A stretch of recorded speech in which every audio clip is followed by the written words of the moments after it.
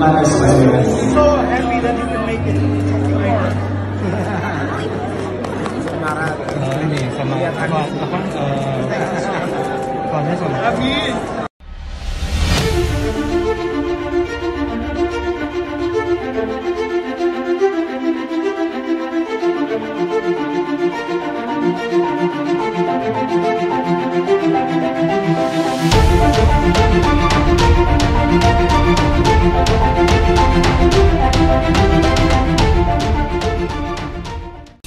Assalamualaikum warahmatullahi wabarakatuh. Jumpa lagi dengan Enjoy Channel, channel yang membahas berita teraktual, terhangat, dan sedang menjadi perbincangan publik.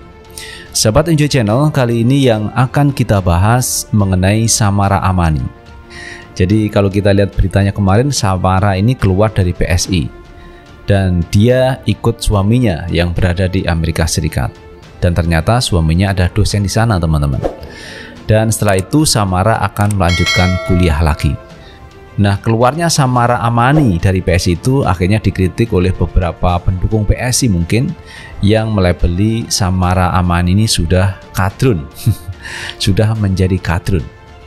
Tetapi Samara Amani tidak menjadi soal, teman-teman, kritik-kritikan semacam itu. Tetapi kemarin ada yang bilang sampai rasis. Itu yang tidak diterima oleh Samara Amani sehingga mencolek pihak kepolisian untuk mengusut orang yang melakukan tindakan rasis seperti itu. Namun beritanya sampai hari ini tidak banyak tersorot di media terkait colekan dari Samara Amani kepada pihak kepolisian.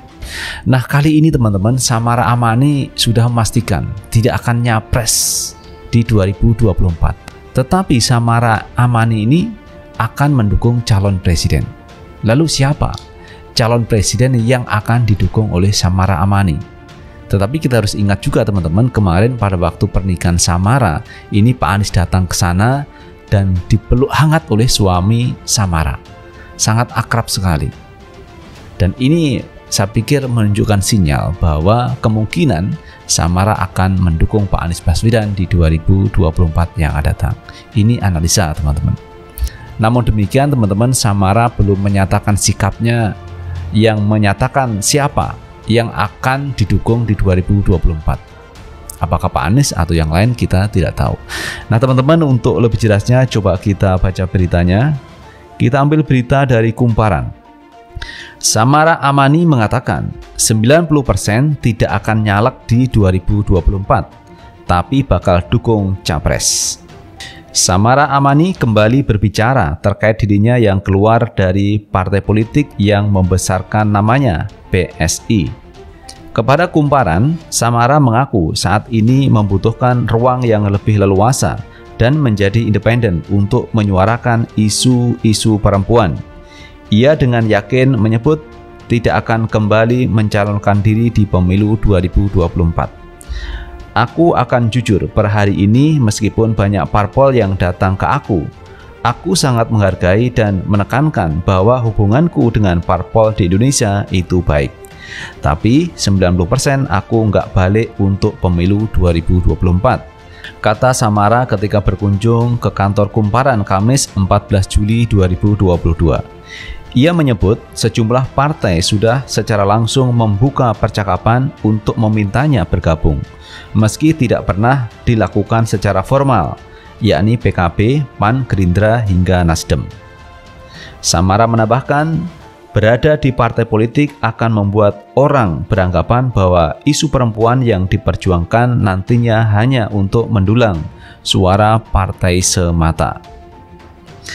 Kalau aku di dalam kerangka politik yang partisan, orang akan sulit menganggap aku serius.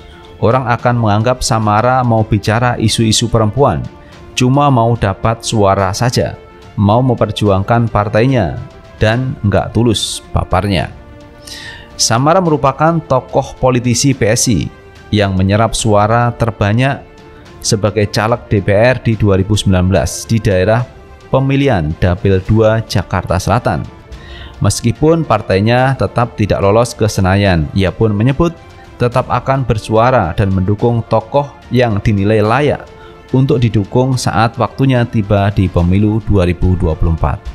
Jadi tokoh yang menyuarakan terkait perempuan, kepentingan perempuan, hak-hak perempuan, ini yang akan didukung oleh Samara Amani.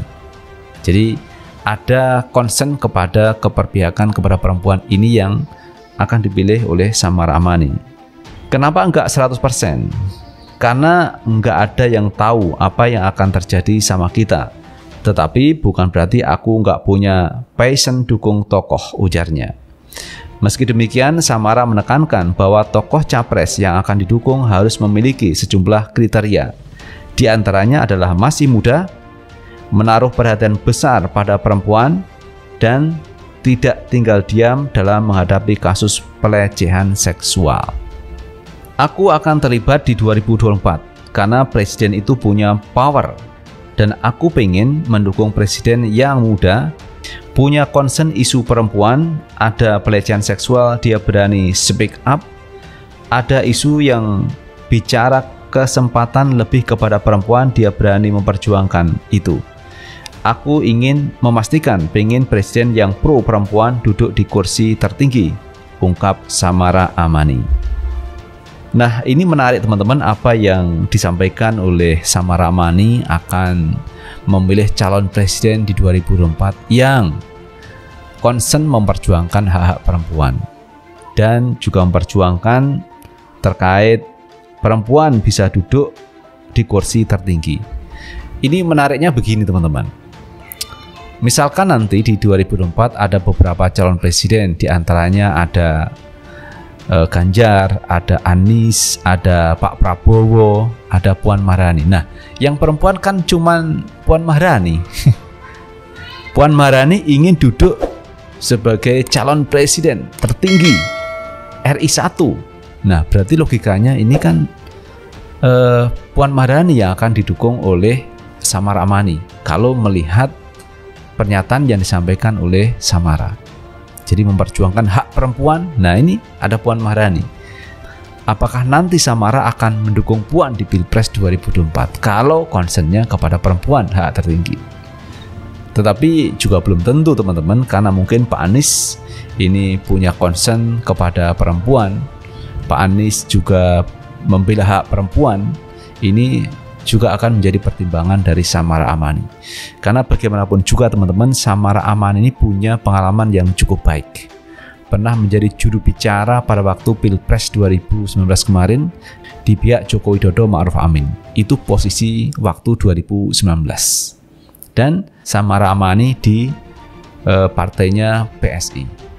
Namun hari ini dia tinggalkan semuanya itu dan memilih lebih concern kepada pendidikan dan ingin memperjuangkan hak-hak perempuan, memperjuangkan terkait nasib perempuan.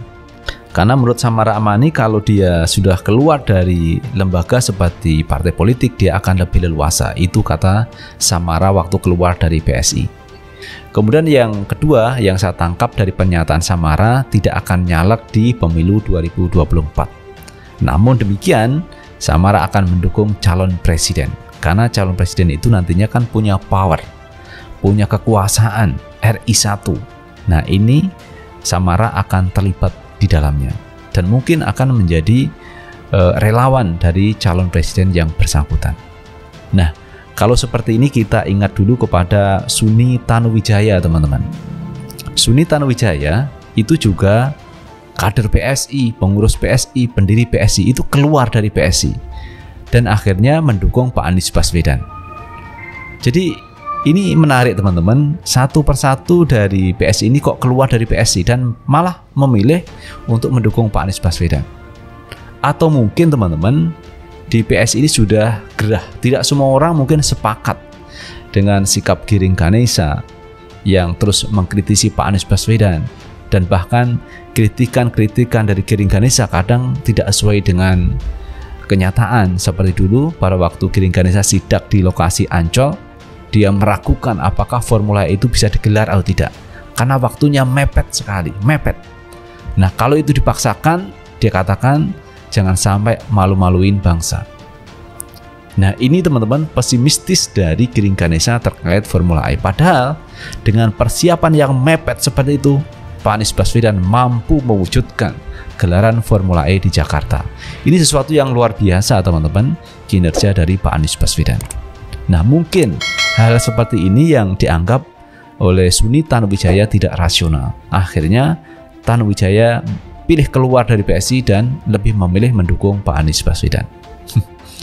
Nah, kita tinggal menunggu teman-teman, apa pilihan dari Samara Amani mendukung siapa di Pilpres 2024. Apakah mendukung Pak Anies, mendukung Ganjar, mendukung Puan, atau mendukung Pak Prabowo Subianto. Kita akan lihat ke depannya bagaimana sikap dari Samara Amani. Itu teman-teman yang bisa kita bahas kali ini, dan terima kasih telah menonton video ini. Jangan lupa like, subscribe, share, dan komen di channel ini agar kita bisa membangun channel ini menjadi lebih baik lagi. Sukses selalu. Billahi taufik wal hidayah. Assalamualaikum warahmatullahi wabarakatuh.